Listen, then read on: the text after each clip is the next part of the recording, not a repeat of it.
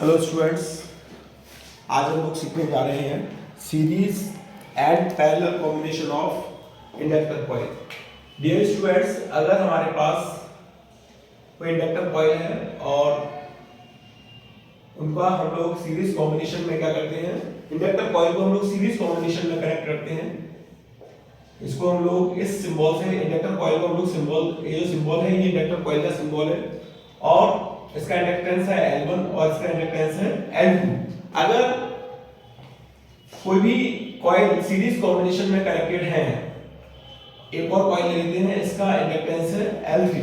तो series combination में हमेशा याद रखिए स्टूडेंट, सीरीज कॉम्बिनेशन में जो करंट होगा, करंट हमेशा सेम रहेगा फॉर ईच इंडक्टर कॉइल, और जो आपका पोटेंशियल होगा, वी कैन से ईएमएफ होगा, पोटेंशियल क्या होगा, डिवाइड होगा।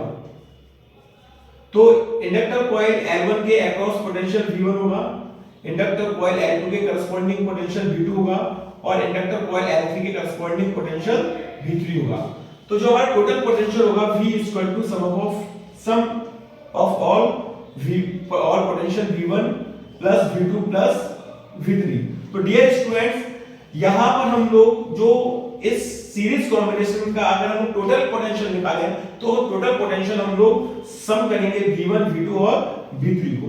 तो डियर स्टूडेंट्स, आपने फॉर्मूला पढ़ा होगा, ईएमएफ यानी पोटेंशियल इक्वल टू होता है माइनस का L d phi upon dt। ये फॉर्मूला आपने पढ़ा होगा, Faraday's law of electromagnetic induction के द्वारा। तो यहां पर हम लोग क्या करेंगे, यहां पर v का वैल्यू क्या हो गया, L d phi upon dt, v1 का वैल्यू क्या हो गया, minus L1 d phi upon dt, v2 का वैल्यू हो गया माइनस का L2 d phi upon dt, फिर di upon dt, d phi की जगह क्या है स्टूडेंट, di अपॉन dt, और v3 का जो वैल्यू आएगा माइनस का L3 di upon dt। Dear student, इस कॉम्बिनेशन में करंट सेम होगा, जैसे कि मैंने पहले बताया, केवल पोटेंशियल क्या होगा, डिवाइड होगा। तो पोटेंशियल का फॉर्मूला क्या हो गया, minus L di upon dt, v1 का वैल्यू क्या हो गया, minus L1 di upon dt, v2 का वैल्यू हो गया minus L2 di upon dt और v3 का जो वैल्यू हो गया minus L di upon dt।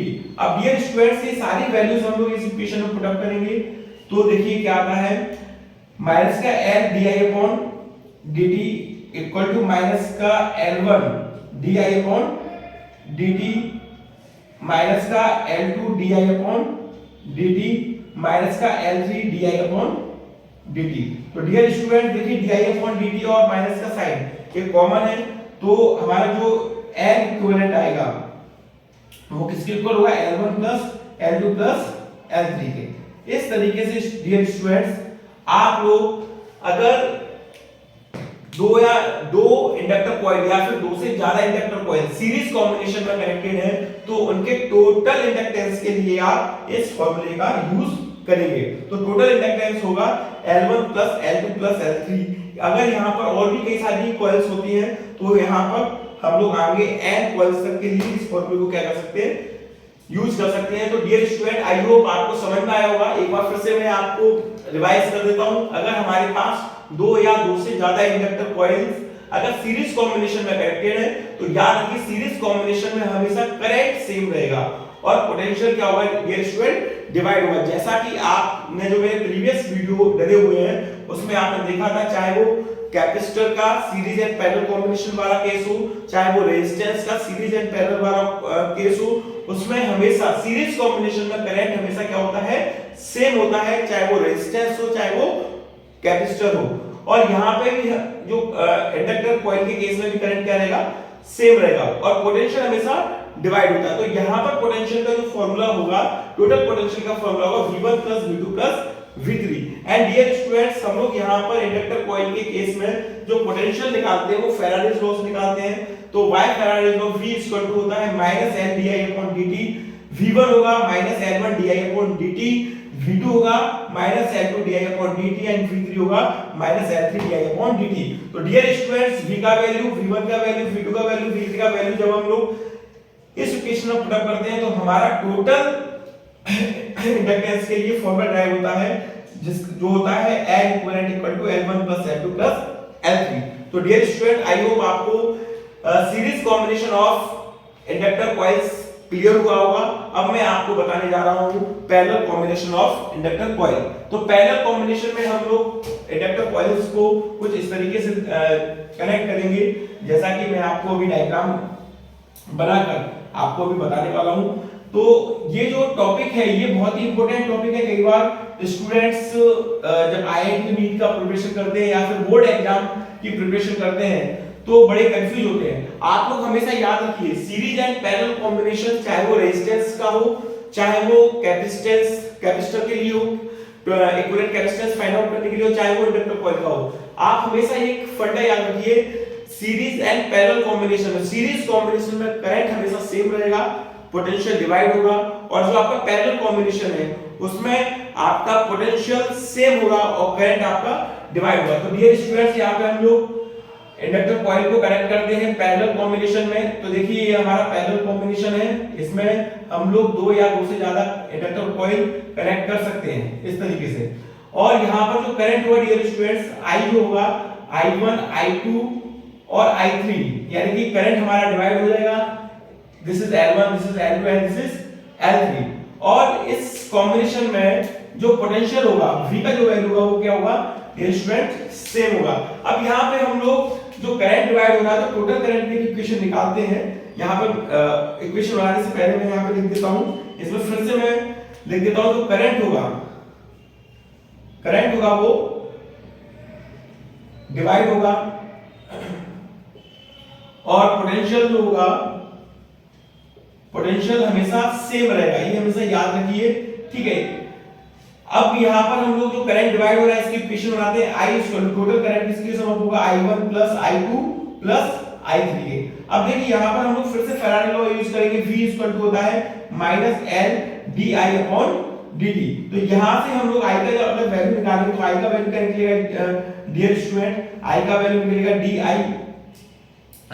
या फिर हम लोग इसको लिख सकते हैं Li अपॉन t लिख सकते हैं, ठीक है। अब यहाँ से I का वैल्यू हम लोग निकाल सकते हैं। तो I का वैल्यू क्या निकलेगा dear student, I equal to Vt upon यहाँ पे L आएगा।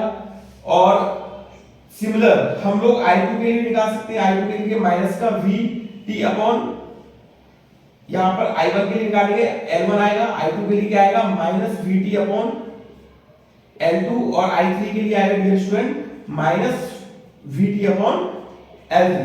तो देखिए यहाँ पर जो करंट का वैल्यू निकला माइनस का Vt अपॉन L, यहाँ पे I1 का वैल्यू निकला minus Vt upon L1, I2 का वैल्यू निकला minus Vt upon L2, I3 का वैल्यू निकला माइनस Vt अपॉन L3। अब देखिए हमने जो इक्वेशन बनाया टोटल करंट का, इस इक्वेशन में हम लोग I का, I1 का, I2 का और I3 का वैल्यू पुट अप करेंगे। तो डियर स्टूडेंट्स देखिए क्या आने वाला है, I का वैल्यू हमने पुट अप किया minus Vt upon L equal to I1 का वैल्यू पुट अप किया माइनस का Vt अपॉन L1 माइनस का Vt अपॉन L2 और माइनस का Vt अपॉन L3।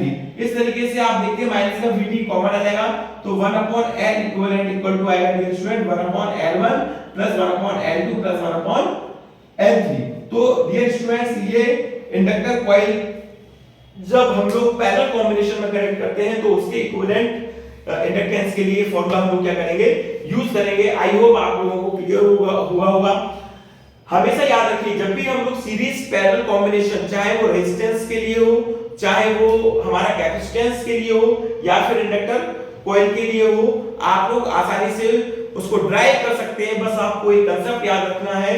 कंसेप्ट क्या है, सीरीज कॉम्बिनेशन में हमेशा जो करंट होगा वो सेम होगा, पैरेलल कॉम्बिनेशन में पोटेंशियल डिवाइड होगा, सॉरी सीरीज कॉम्बिनेशन में करंट सेम होगा और आपका पोटेंशियल डिवाइड होगा। पैरेलल कॉम्बिनेशन में आपका जो करंट होगा वो डिवाइड होगा, पोटेंशियल क्या होगा, सेम होगा। तो डियर स्टूडेंट आई होप आप लोगों को समझ में आया होगा। मिलते हैं नेक्स्ट टॉपिक में। Thank you very much.